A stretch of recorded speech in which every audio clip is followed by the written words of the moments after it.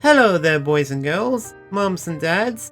It's time for another puppet story time with me, SmurfyDan. Today's story is Edward's Day Out from the Three Railway Engines. Once upon a time, there was a little engine called Edward. He lived in a shed with 5 other engines. They were all bigger than Edward and boasted about it. The driver won't choose you again, they said.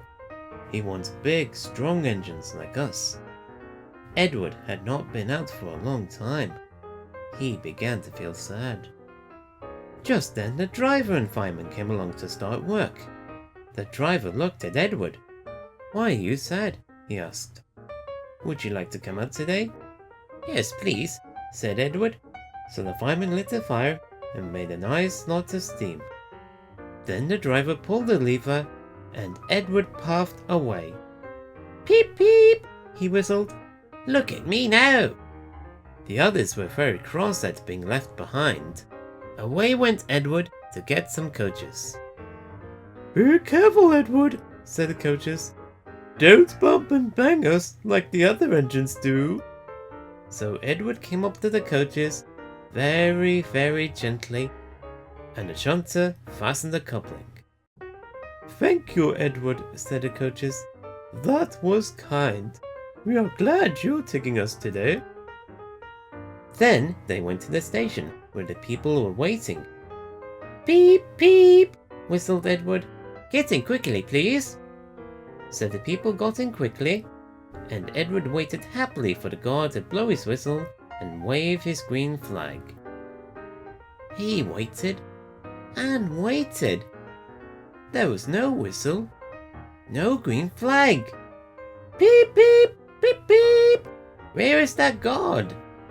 Edward was getting anxious. The driver and fireman asked the station master, "Have you seen the guard?" "No," he said.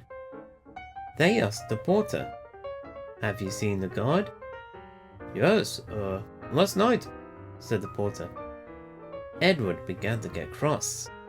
"Are we ever going to start?" he said. Just then, a little boy shouted, "Here he comes!" And there the guard was, running down the hill with his flags in one hand and a sandwich in the other. He ran onto the platform, blew his whistle, and jumped into his van. Edward puffed off. He did have a happy day. All the children went to wave as he went past, and he met old friends at all the stations. He worked so hard that the driver promised to take him out again next day. "I'm going out again tomorrow," he told the other engines that night in the shed. "What do you think of that?" But he didn't hear what they thought, for he was so tired and happy that he fell asleep at once. The next story is Edward and Gordon. One of the engines in Edward's shed was called Gordon. He was very big and very proud. "You watch me this afternoon, little Edward," he boasted, "as I rush through with the express. That will be a splendid sight for you." Just then, his driver pulled the lever. "Goodbye, little Edward," said Gordon as he puffed away. "Look out for me this afternoon." Edward went off too to do some shunting. Edward liked shunting. It was fun playing with trucks. He would come up quietly and give them a pull. "Oh, oh, oh, oh, oh!" screamed the trucks. "Whatever is happening?" Then he would stop, and the silly trucks would go bump into each other. "Oh, oh, oh, oh!" they cried again. Edward pushed them until they were running nicely, and when they weren't expecting it, he would stop. One of them would be sure to run onto another line. Edward played till there were no more trucks. Then he stopped the rest. Presently he heard a whistle. Gordon came puffing along, very slowly and very crossly. Instead of nice shining coaches, he was pulling a lot of very dirty coal trucks. "A goods train, a goods train, a goods train," he grumbled. "The shame of it, the shame of it, the shame of it." He went slowly through with the trucks clattering and banging behind him. Edward laughed and went to find some more trucks. Soon afterwards, a porter came and spoke to his driver. Gordon can't get up the hill. Will you take Edward and push him, please? They found Gordon halfway up the hill and very cross. His driver and fireman were talking to him severely. You are not trying, they told him. I can't do it, Said Gordon. The noisy trucks hold an engine back so. If there were coaches now, clean sensible things that come quietly, that would be different. Edward's driver came up. We've come to push, he said. No use at all, Said Gordon. You wait and see, said Edward's driver. They brought the train back to the bottom of the hill. Edward came up behind the brake van, ready to push. Beep beep, I'm ready, said Edward. Poop, poop. No good, grumbled Gordon. The guard blew his whistle, and they pulled and pushed as hard as they could. I can't do it. I can't do it. I can't do it, puffed Gordon. I will do it. I will do it. I will do it, puffed Edward. I can't do it. I will do it.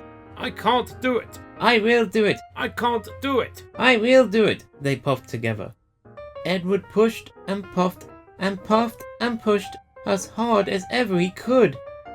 And almost before he realized it, Gordon found himself at the top of the hill.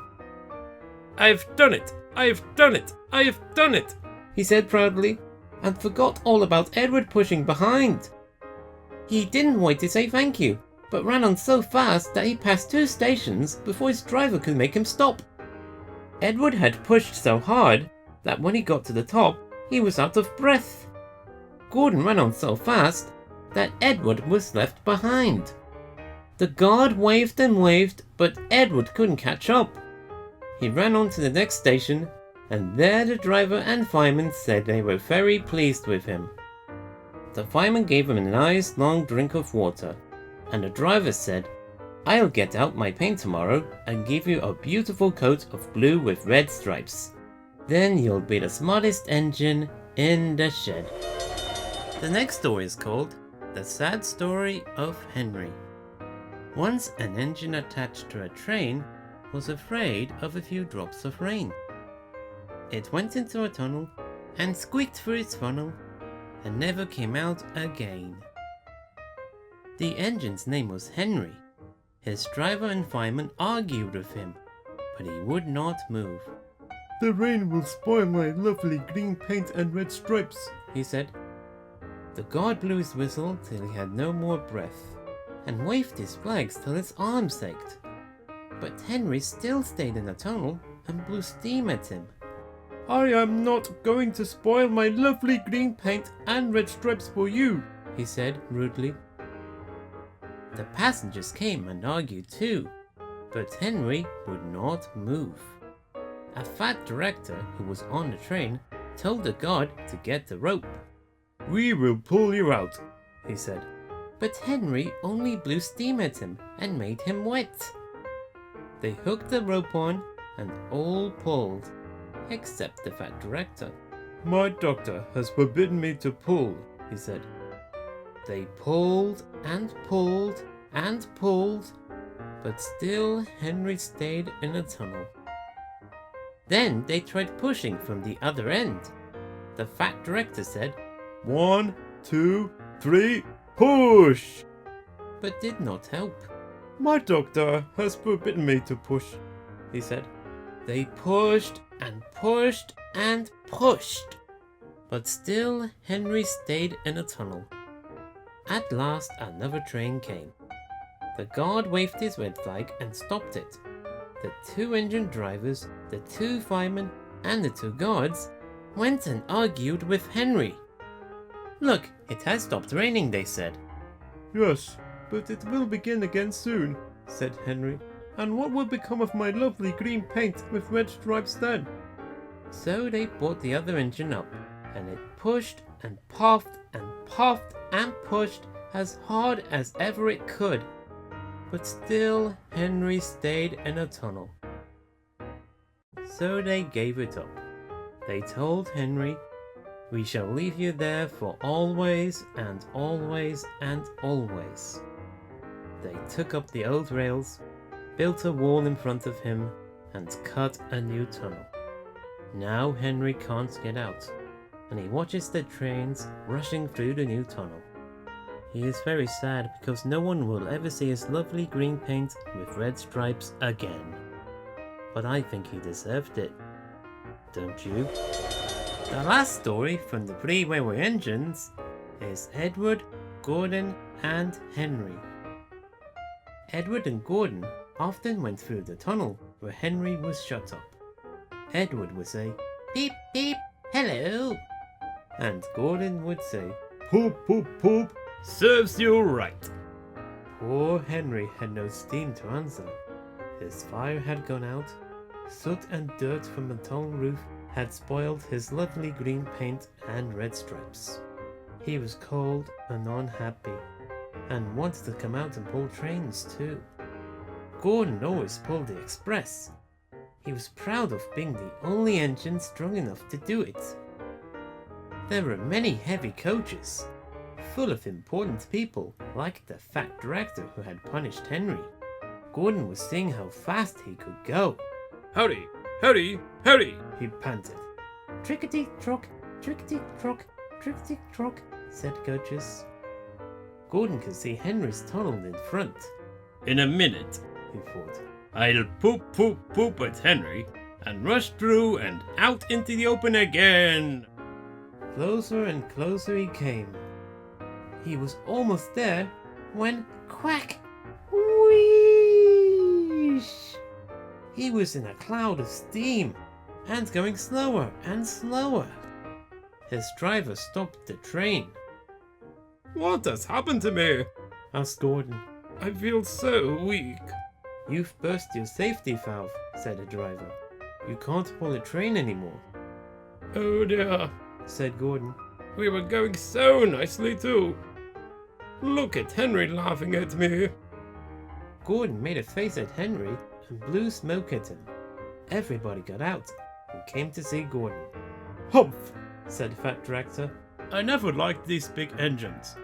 Always going wrong. Send for another engine at once.